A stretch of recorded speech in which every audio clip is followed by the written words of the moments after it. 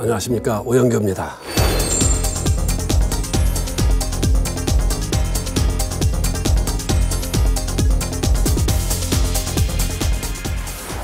지난 시간까지는 변화와 혁신을 위해서 먼저 시동을 걸어야 되고, 시동을 걸기 위해서는 마음이 먼저 변해야 된다. 그 마음을 변하기 위한 6가지를 여러분한테 말씀을 드렸습니다. 그 토대 위에서 바로 혁신의 실행에 들어가야 되는데, 혁신의 실행을 위해서는 좌표를 어떻게 설정하느냐, 그리고 설정된 좌표를 위해서 일하는 방식을 쉽고 빨리 효율적으로 하는 방식들을 논의해 봤습니다.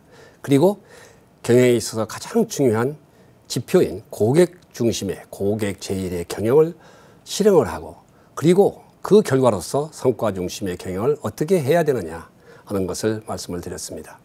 그리고 다음에는 바로 이러한 경영이 성과 중심의 경영을 하게 되면 그 변화와 혁신의 결과를 엄정하게 평가를 해야 되고, 평가 결과는 바로 보상에 연결돼야만 된다. 그리고 보상에는 경제적 보상과 인사로 나누어진다 하는 말씀을 드렸습니다.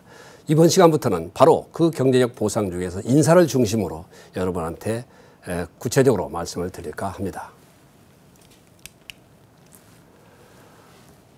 인사는 과거에 만사다 하는 얘기를 한 바가 있습니다. 그런데 그 만사라고 한 사람들의 인사를 보면은 망사를 하는 경우가 가끔 있습니다.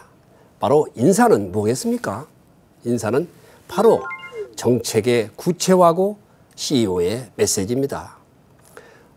앞서 말씀드렸듯이 기업이나 정부나 또는 지자체의 경우에 비전이나 목표가 설정이 되고, 그렇게 하면 그 목표 달성을 위해서 비전이 만들어지면 바로 그 비전 달성을 위해서 목표를 만들고, 그리고 목표를 만들게 되면 목표 실현을 위해서 핵심 정책 사업이나 또 정책을 만들게 됩니다. 그럼 정책을 실현하기 위해서는 어떻게 되나요? 소위 KPI라고 하는 핵심 성과 지표를 도출하게 되고, 그 지표별로 성과 목표를 배분하게 됩니다. 그걸 통해서 바로 일을 실행하게 됩니다. 그렇게 돼가는 과정에서 바로 비전을 위해서는 조직이 만들어져야 되지요. 그 조직은 바로 수평적 조직, 즉 각자가 각 조직이 미션을 정확히 이해할 수 있는 그런 조직이 만들어져야 됩니다. 그리고 바로 정책을 실현하게 되고, 그 실현된 결과는 최종적으로 완성해야만 되는데, 그 완성하기 위해서는 구체적으로 누가 무엇을 어떻게 할 것이냐를 하기 위한 것이 인사입니다. 좋은 사람을 받아들이고, 그 받아들인 사람들 중에서 가장 핵심적으로 잘하는 사람을 그 자리에 앉혀서 몇 배의 효과를 낼 수 있는, 극대화할 수 있는 그런 사람들을 배치하는 것이, 즉 바로 정책의 실현의 최종적인 완성수단이 인사다. 저는 그렇게 보고 있습니다. 그리고 인사는 이렇게 잘한 사람이 승진하고, 이렇게 잘해야만이 이러한 자리에 갈 수 있다 하는 것을 실체적으로 구성원들한테 알려주는 결과가 됩니다. 그렇게 되면 어떻게 되나요? 구성원들은 나도 저렇게 해야만이 승진할 수 있겠구나, 나도 저렇게 해야만이 저 자리에 갈 수 있겠구나 하는 것을 바로 알 수가 있습니다. 그게 메시지죠. 그런데 메시지는 인사는 그렇게 하겠다 하고, 실제 인사는 정신에 의해서 또는 인사청탁에 의해서 인사가 이루어진다면 바로 구성원들은 그걸 알게 될 것이고, 바로 불신의 경영으로 가게 될 겁니다. 그래서 중요한 것은 뭐냐? 바로 그 구성원에 대한 CEO의 메시지를 정확하게 전달할 수 있어야 되고, 그것을 정확하게 구성원들이 이해할 수 있도록 해줘야 됩니다. 여러분, 인사를 하고 나면은요, 바로 우리가 흔히 얘기하는 복도통신이라고 합니다. 인사하고 나면 아무개는 누구 때문에 됐더라? 아무개는 어떻게 해서 했더라? 얘는 고향을 잘 태어나서 그랬더라? 얘는 바로 학교를 잘 나와서 그렇더라? 뭐 여러 가지 얘기가 나옵니다. 그런 얘기가 안 나와야 됩니다.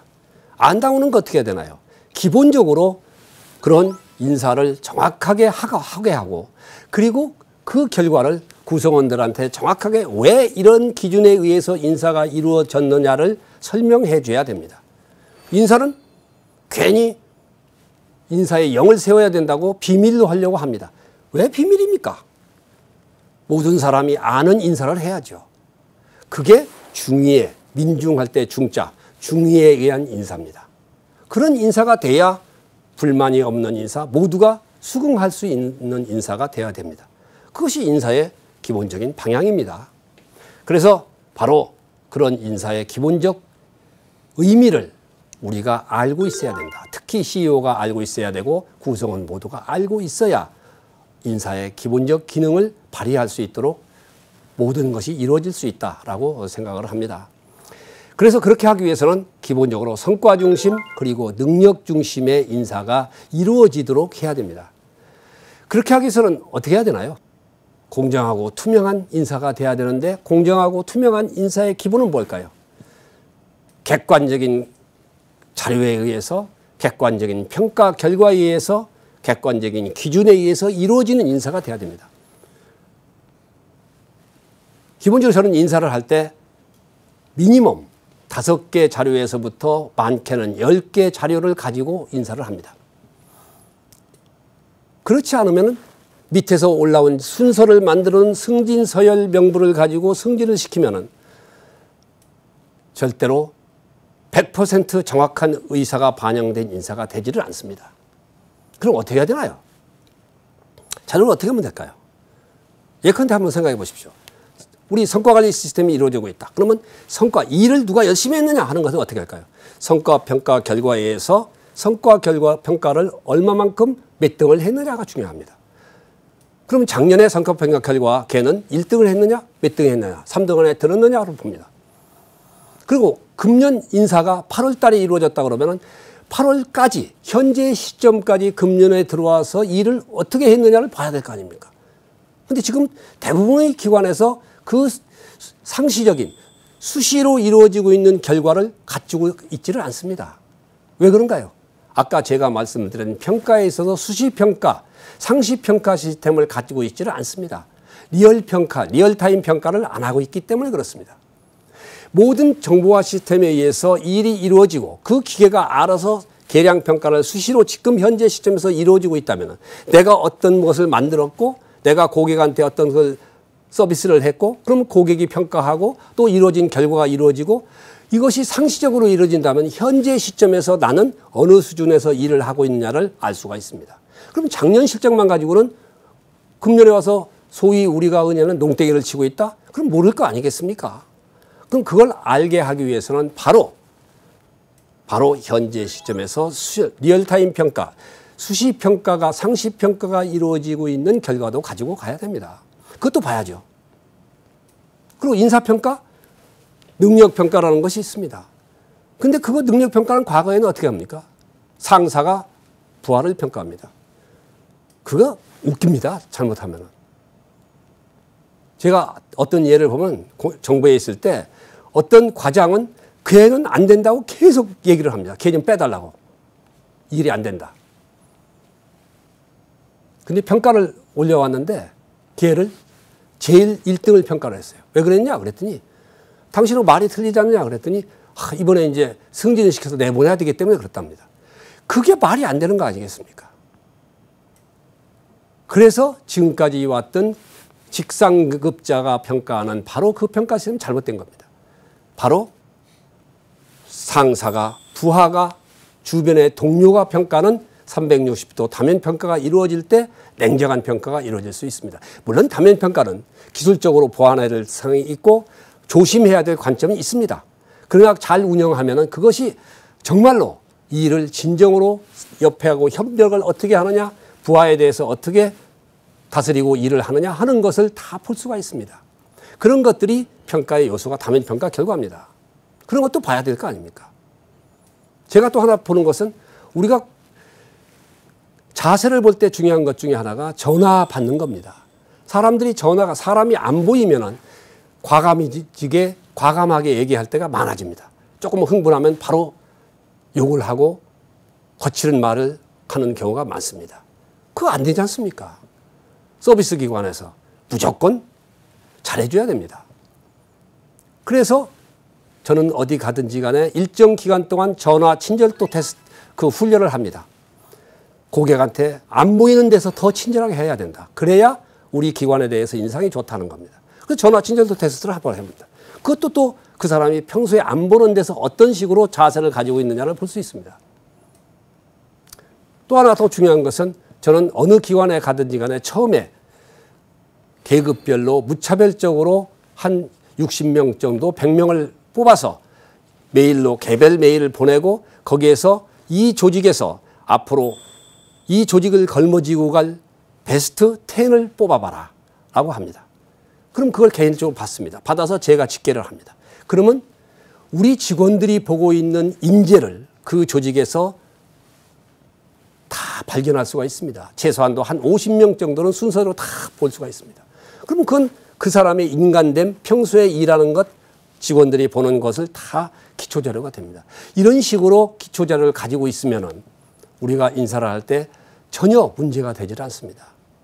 그런 자료를 가지고 바로 승진이나 모든 것을 선택을 해주고 또 배치를 해주게 됩니다.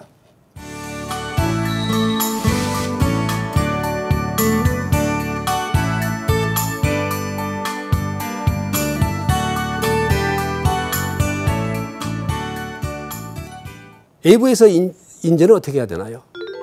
바로 오픈해서 공개적으로 뽑으면 됩니다. 다만 저 배치의 경우에 중요합니다. 배치를 어떻게 하나요? 다들 인사 배치를 적당히 하는 경우가 많습니다. 근데 배치가 제일 중요한 거 아니겠습니까? 그 자리에 누가 가야 몇 배의 효과를 낼 수 있겠느냐 하는 것이 중요한 거 아니겠습니까? 사람은 능력의 차이가 다 있습니다. 어떤 사람의 특성이 있습니다. 그 특성에 맞는 자리를 찾아줘야 됩니다. 그렇게 하기 위해 어떻게 가야 되나요? 바로 저는 희망보직제를 하게 합니다. 본인이 원하는 희망을 내게 하고 그 후보 중에서 위에 사람이 그 희망한 사람 중에서 선택을 하게 하고 그 중간에 인사 담당자는 그 사람의 지금까지의 경력과 성과 결과와 일한 결과 레코드를 봐서 바로 그 직종에 맞느냐 지금까지 일한 결과가 좋았느냐를 봐서 예스 노의 정리를 해줍니다. 그렇게 되면 바로 한 번 선택할 때 지금까지 그 사람이 함께 일하기 어려운 사람의 경우에는 선택을 받지를 못합니다.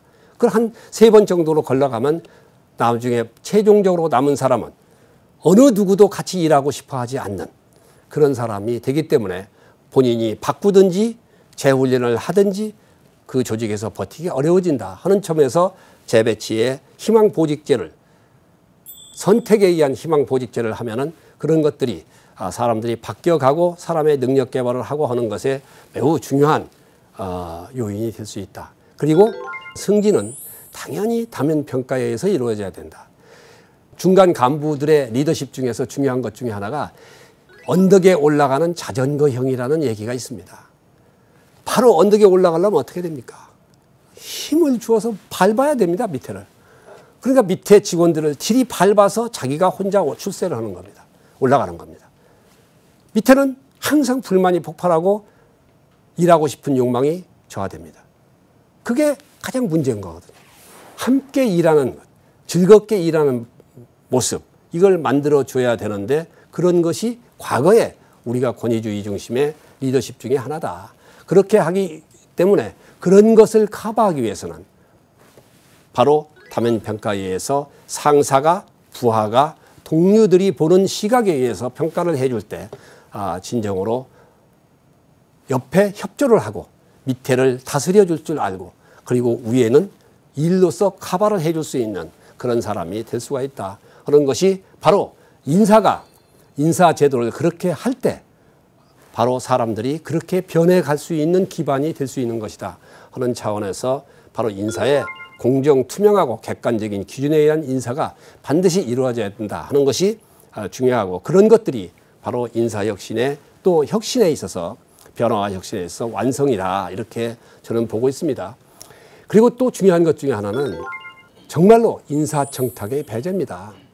정말로 CEO가 이 조직을 살려야 되겠다. 그리고 열심히 모든 사람이 일하게 하겠다. 해야 되겠다 하는 생각을 가졌다면 인사청탁은 철저히 배제해야 됩니다. 바로 뭐냐? 열심히 일했거나 능력이 출중한 사람, 그래서 열심히 일해서 결과를 만들어낸 사람이 바로 최고의 우대를 받는 조직을 만들어줘야 됩니다. 그게 CEO의 역할입니다. 왜 인사청탁이 존재할까요? 우리나라 같은 경우에는 바로 인사청탁을 받아주기 때문에 인사청탁이 존재합니다. 기관장의 경우에요. 어떤 경우에는 인사청탁을 즐기는 경우가 있습니다. 승진할 위치에 와 있고 능력도 있다. 근데 누가 국회의원이나 외부 기관에서 부탁을 한다. 그러니까 해주고 나서 제가 해줬습니다. 그리고 또 좋은 관계를 갖고 뭔가 생색을 내고 싶어하는 그런 게 있습니다. 정말로 인사청탁은 안 들어준다는 원칙을 가지고 있으면 직원들이 절대로 인사청탁에 매달리지 않습니다.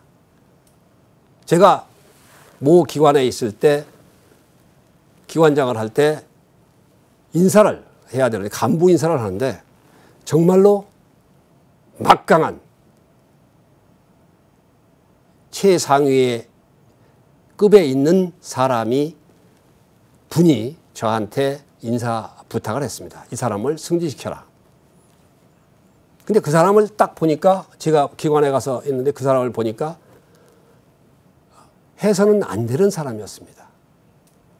그래서 안 해줬습니다. 10개월 정도 됐을 텐데 안 해주고 제가 아까 말씀드렸던 기관을 걸머지고 일 수 있는 미래의 인재를 해라 하는 조사한 거, 평가한 거, 결과를 가지고 정말로 수평적, 수직적, 행적, 종적으로 다 검증을 해서 간부 3명을 선택을 했습니다. 그것이 제가 바로 한 반년 이상을 개인적으로는 무지무지하게 괴롭힘을 당하고 힘들었지만은 조직을 끌고 가는데 결정적인 요인이 되었습니다.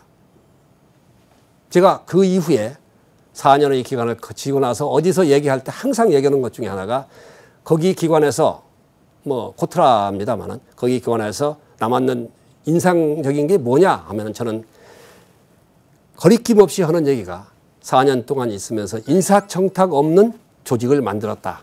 그것이 내 보람이다라고 했습니다.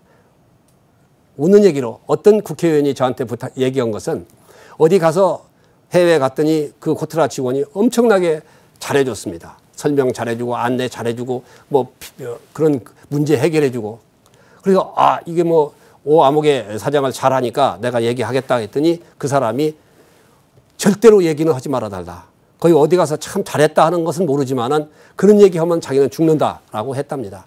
그래서 그것을 저보고 얘기하면서 웃으면서 어떻게 했길래 그러냐 하는 얘기를 했는데 그런 것이 기본적으로 한번 인사청탁은 철저히 배제된다.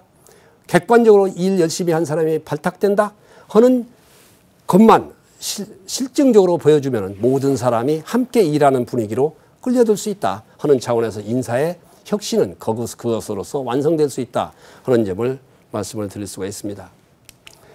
이상으로 제가 이제 혁신의 실행까지를 마쳤습니다. 그러면 지금 혁신의 시동을 걸어서 실행을 하고 그 다음에 실행을 했을 경우에 이 혁신이 지속적으로 가야만 됩니다. 근데 우리나라는 사람이 바뀌면은 수시로 바뀌는 경우가 많습니다. 그리고 혁신이라는 것은 기본적으로 회귀 본능이 있습니다. 인간 자체가 근본적으로 안정을 추구하고 편한 것을 즐기는 마음이 내재되어 있습니다. 그리고 변화가 오고 힘든 것이 오면 갈등을 느끼고 거기에 대한 저항을 갖는 것이 인간 본연의 기본인 것 같습니다. 그래서 혁신은 기본적으로 어렵습니다. 그리고 조금만 힘을 안 주면 바로 돌아옵니다. 언덕을 올라가다가 서면은 트럭의 경우에 끝까지 올라가게 탄력을 받고 가기가 어렵습니다. 바로 밑에서 탄력받아서 가지 않으면 안 됩니다. 혁신에서 가장 중요한 어려운 것 중에 하나가 뭔지 아십니까? 중간에 적당히 타협하는 겁니다. 원칙은 맞습니다만은 점진적으로 단계적으로 합시다 하는 것이 바로 혁신을 반대하는 사람들의 상투어입니다. 그런 것들이 뭐냐? 혁신의 회귀 본능을 모르기 때문에 그렇게 하는 겁니다. 그래서 이제 혁신을 잘 가기 위해서는 거기에서 얘기되는 저항과 갈등을 해소하는 그런 노력들을 많이 해야만 됩니다. 혁신의 갈등과 저요인은 뭘까요? 가장 무언 게 전통과 관습에 그리고 과거에 집착하는 겁니다. 야, 문제 없지 않느냐? 야, 작년에도 그렇게 했지 않느냐? 다른 기업은 어떻게 하느냐를 물어봅니다. 그것이 바로 혁신, 새로운 것을 채택하지 않는 근본적인 요인 중에 하나입니다. 그리고 기관장과 간부의 언행 불일치입니다. 기관장에 오면은 거창한 얘기를 합니다. 절대로 인사처는 공정하게 하겠다. 근데 인사를 정실에 의해서 한다. 인사청탁에 의해서 한다. 그러면 누가 하겠습니까? 평가 결과 1등을 했는데 그 사람은 승진 안 하고 10등한 사람이 승진했다? 그럼 누가 평가에 대해서 일을 하겠습니까? 이런 것들이 바로 저의 요인 중에 하나다. 또 하나 가장 중요한 것 중에 하나는 기존 법제의 제약입니다. 다 얘기하면 규정에 걸려서 안 된다고 합니다. 규정은 뭔가요? 최소한의 기준입니다. 규정이 안 되면 바꿔야죠. 바꿔서 모든 사람이 그 규정 때문에 안 되는 부분은 모든 사람이 들어올 수 있도록 만들어줘야 됩니다. 그게 아닌가요? 또 감사에 대한 공포입니다. 여러분 공무원들이 감사가 몇 가지 받는지 아십니까? 대개 4중 5중의 감사를 받습니다. 자체 감사관이 있어 감사받지. 또 산하기관의 경우는 주관 부처의 감사를 받아야지. 총리실과 청와대의 감사 기능에 감독 기능에 감사를 받아야지. 또 국회에서는 시도 때도 없이 몰아붙이는 국정감사원을 비롯해서 모든 자료 감사를 받아야죠. 감사원은 무소불위 무차별적인 감사를 받아야 되죠. 공무원들이 어떻게 일을 하겠습니까? 1년 12달 감사 속에서 살아야 됩니다. 그리고 감사의 공포 속에서 살아야 됩니다. 그러니 무엇을 할 수 있겠습니까? 그것이 가장 문제 중에 하나다 이렇게 생각을 합니다. 그러니까 이런 것을 극복하고 잘 가기 위해서는 기본적으로 혁신의 성공을 위해서는 리더가 앞장서야 됩니다. 리더가 결단력을 가지고 상황인식을 판단하고 결단력을 가지고 채택을 하고 그리고 바로 전략적 사고에 의해서 또 부하들과 소통할 수 있는 경영관리 능력을 가지고 커뮤니케이션 능력을 가지고 바로 대하고 그러면서 솔선수범해서 혁신에 앞장서고 모범을 보여주고 그렇게 함으로써 밑에 부담이 안 되는 상사 CEO가 될 때 바로 리더가 혁신을 끌고 가는 리더가 될 수 있다 이렇게 생각을 하고 그런 리더들은 기본적으로 혁신을 선언하고 바로 좌표를 설정하고 정책을 채택하고 그 다음에 활용하고 그 결과에 대해서 직원들이 어려울 때 그 갈등을 해소하기 위한 노력을 다양한 즉 구성원과 CEO 간의 생각의 격차와 방향을 통합시키기 위한 다양한 행동을 해주는 그런 것들이 혁신 성공을 위한 리더의 역할이다 이렇게 생각을 합니다. 그 다음에 바로 이러한 갈등을 해소하기 위해서는 기본적으로 이 저해되고 갈등이 이루어지는 요인들을 제거하는 것이 중요합니다. 사실 정답은 없습니다. 그것은 뭐냐? CEO가 시도 때도 없이 계급의 구분 없이 생각의 격차를 해소하기 위한 대화와 설득을 하는 시간 그리고 자기의 의사를 천명하는 시간을 가져야 되고 그리고 성과의 창출을 통해서 그것을 모두가 우리를 위한 혁신이었다는 결과를 모든 사람이 향유하고 느끼고 그래서 혁신은 해야 되겠다. 나를 위해서도 하고 우리를 위해서 해야 되겠다 하는 느낌을 갖게 하는 것 그것이 바로 혁신의 갈등 해소와 저해요인의 제거다 이렇게 보고 있습니다. 혁신적 일하는 환경을 조성해야 됩니다. 이건 기본적으로 두 가지입니다. 여러분 감사 앞서 말씀드렸듯이 감사 공포로부터의 해방을 시켜줘야 됩니다. 여러분 공무원들 중에 지방자치 공무원들 중에 예를 들어서 100가지 중에 99가지는 다 오케이인데 안 되는 한 가지를 찾아서 안 해주려는 노력을 합니다. 그게 왜 그럴까요? 나중에 감사에 걸릴까 봐 그렇습니다. 정말로 이제 감사는 바뀌어야 됩니다.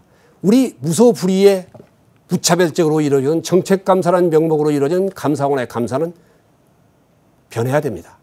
정말로 모험적으로 일한 사람이 혜택을 받고 일할 수 있는 환경 그리고 능력이 있고 열심히 일한 사람이 일하고 결과가 잘못되더라도 용서받을 수 있는 그런 환경 그걸 조성하는 것이 기본적으로 혁신적으로 일하는 환경을 조성하는 것이고 그렇게 함으로써 모든 혁신에 지속적으로 끌고 갈 수 있는 시스템을 만드는 것이다 하는 것으로 제 말씀을 마치겠습니다. 지금까지 제가 혁신의 시동에서부터 혁신의 실행 그리고 혁신의 지속을 위한 대응까지를 여러분한테 말씀을 드렸습니다. 감사합니다.